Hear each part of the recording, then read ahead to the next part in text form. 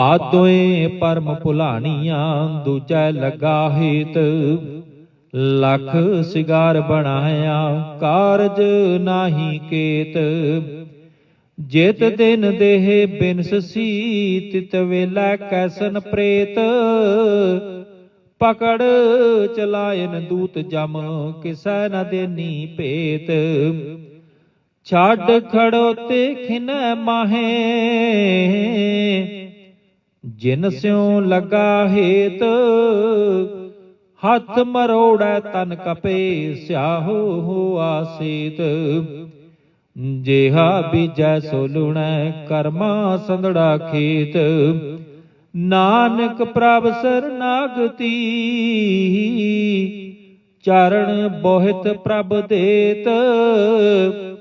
ਸੇ ਭਾਦੋਏ ਨਰਕ ਨ ਪਾਈਐ ਗੁਰ ਰਖਣ ਵਾਲਾ ਹੇਤ।